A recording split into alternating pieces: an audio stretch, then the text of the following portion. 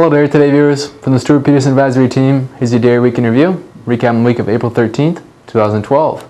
As always, we'll start here on Friday by taking a look at our key dairy components and how they did on the week. We'll start with our cash cheese market, and as you can see, it doesn't look like there's much of a story here, with both blocks and barrels posting goose eggs for the week at unchanged, and that was the case for our block market. Didn't see much action there at all. Barrels, a different story there. Did see action in the last 2 days. Barrels were down 5 1/4 cents in yesterday's trade, and actually snapped back higher that same amount to finish unchanged today. So good to see some buying interest there, bringing that price back up to 146.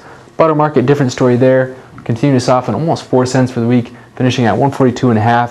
And also our powder markets, the May dry whey contract getting above that 50-cent mark, almost up 10 cents for the week, followed by a key revision to last week's dairy products price report that gave the market some legs to run higher. And then also non-fat dry milk also slid lower, down 1.5 cents, finishing just below 124.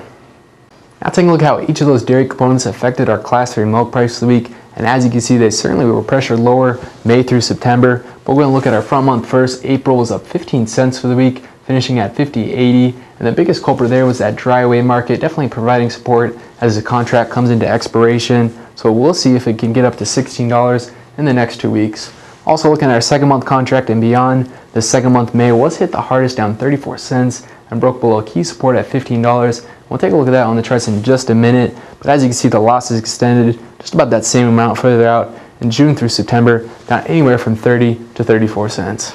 Now flipping over the charts, we'll take a look at the weekly block barrel average cheese price with a few key takeaways here. And the first thing to note, once again on a weekly chart, each one of these candlesticks does represent a week's worth of trade. So you can see a green candlestick does represent an up week for cheese, a red candlestick does represent a down week. So as you can see, over the past 3 weeks, we've been extremely flat in a very tight trading range on the charts. But you can see in this week's trade, we did make a sharp move lower here and actually reach below the previous lows for the year. You can see breaking below those, and actually where we were, just under 145, is the lowest we've been since going back to January 2011. So on the charts, as you can see, it's been quite a long time since we have been there. So that was very concerning and definitely spooked the markets. But good to see here on Friday, we did really snap back, finish higher above that, and finish unchanged once again, just below that 148 mark.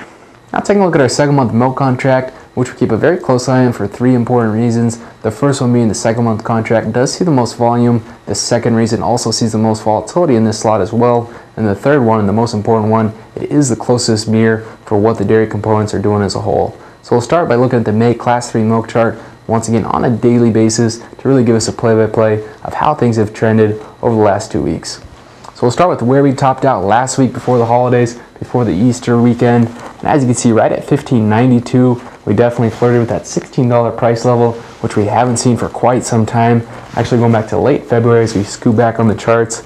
And sellers were definitely quick to really knock things down. You can see how we finished the week before Easter, and that carried over into this week as well. Saw prices unchanged to start the week on Monday. Had a little bit of lift there on Tuesday, but then things really escalated lower on Wednesday, down 48 cents, and definitely broke through a really key price level as we move back on the charts in that $15 level, and also where we bottomed out in February for this contract as well. So that definitely opened the door lower on Thursday, down another 20 cents, but good to see we did rebound here on Friday with cash cheese also rebounding, and we did finish above $15 in electronic trading in the afternoon. So good to see that. So what to look out for next week is where we bottomed this week in that 1460 range, the double bottom there between Thursday and Friday. Made a sharp rebound off that, but if we do break back below it, certainly the March lows, those nasty lows in the 1420 range, will be the next downside objective. But if we can hold the rope and really hold above this pivot point at $15, the first shot higher would be this week's high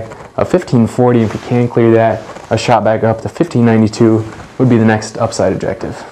This week, the latest dairy export numbers were released for the month of February. So go ahead and take a look at those numbers and how they came in at. We'll look at total dairy exports, also look at some of the key components we follow, cheese, whey, and butter. We'll first look at metric tons, so total quantity, also looking at year-over-year percent change, and month-over-month percent change as well. So first looking at total dairy exports, did see strong numbers here. Once again, that trend continues higher. Just shy of 140,000 metric tons were exported, and year-over-year, that's a gain of about 3.4% from February 2011.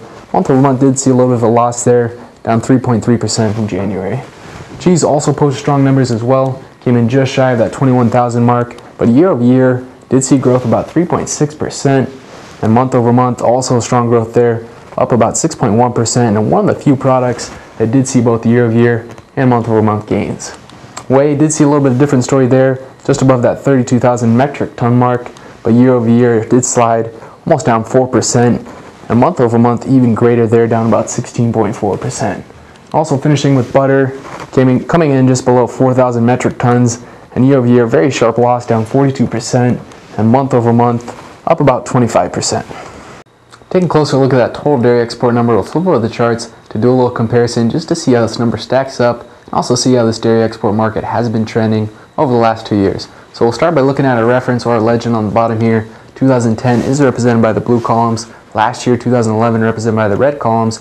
And so far this year, with just 2 reports out, the green columns do represent 2012. And we'll start there first, looking at January, February of this year, both posting year-over-year growth for both these months. So very good to see that. And that does continue the streak we've seen since going back to last year, November and December, also posting year-over-year growth. So that's 4 months in a row that we've seen post year-over-year growth. So very good to see that. And also honing in on this month in general, as you can see, up 3.4% from last year, so very good to see that. When we look back at 2010, we're up 44%, so even stronger. So overall, very good to see these numbers continue to gain, and we'll keep a close eye on this as we get into the year.